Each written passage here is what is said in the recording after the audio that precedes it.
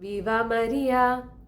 ഈശോയിൽ പ്രിയമുള്ളവരെ, യോഹന്നാൻ എഴുതിയ സുവിശേഷം 6-ാം അധ്യായം 55-ാം വാക്യത്തിൽ ഈശോ നമ്മുടെ പ്രകാരം പറയുന്നു: എൻ്റെ ശരീരം യഥാർത്ഥ ഭക്ഷണമാണ്, എൻ്റെ രക്തം യഥാർത്ഥ പാനീയമാണ്.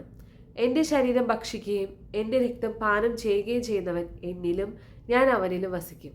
ഈ വചനം എല്ലാ അർത്ഥത്തിലും സത്യമാണെന്ന് തെളിയിച്ചു തരുന്ന ഒരു ജീവിതമായിരുന്നു അലക്സാൻഡ്രീന ദിക്കോസ്തയുടേത്.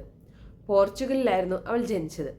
13-ാം വയസ്സിൽ തൻ്റെ മുറിയിലേക്ക് അതിക്രമിച്ചു കയറിയ ആളിൽ നിന്നും രക്ഷപ്പെടാൻ വേണ്ടി ജനലിലൂടെ അവൾ താഴേക്ക് ചാടി. ആ ആഘാതം അവളെ കൊണ്ടെത്തിച്ചത് പൂർണ്ണമായും തളർന്ന അവസ്ഥയിലേക്കാണ്. തൻ്റെ സഹനങ്ങളെല്ലാം കുരിശോട് ചേർത്ത് വെച്ച് സന്തോഷത്തോടെ സ്വീകരിക്കാൻ അവൾ തയ്യാറായിരുന്നു. ഒരു ദിവസം ഈശോ തന്നെ അവളോട് പറഞ്ഞു: ഇനി മുതൽ നീ ഭക്ഷണം കഴിക്കില്ല.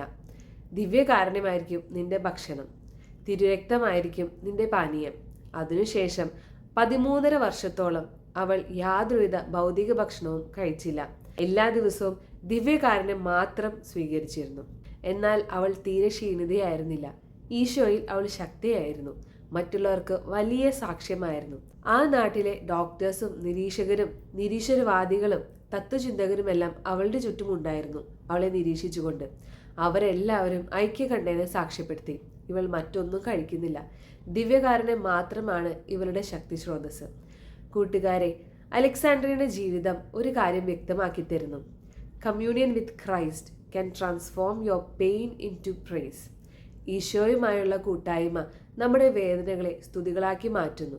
ഭക്ഷണപാനീയങ്ങൾക്ക് അമിതമായ പ്രാധാന്യം കൽപ്പിക്കപ്പെടുന്ന ഈ കാലഘട്ടത്തിൽ ആത്മനിയന്ത്രണം പാലിക്കാനും നമ്മുടെ ജീവിതത്തിന്റെ കേന്ദ്രമായ ദിവ്യ കുർബാനയെ നമ്മുടെ ആത്മീയവും ശാരീരികവുമായ ഭക്ഷണമായി സ്വീകരിക്കാനും വേണ്ട അനുഗ്രഹത്തിനായി വാഴ്ത്തപ്പെട്ട അലക്സാൻഡ്രീനയോട് നമുക്ക് പ്രാർത്ഥിക്കാം.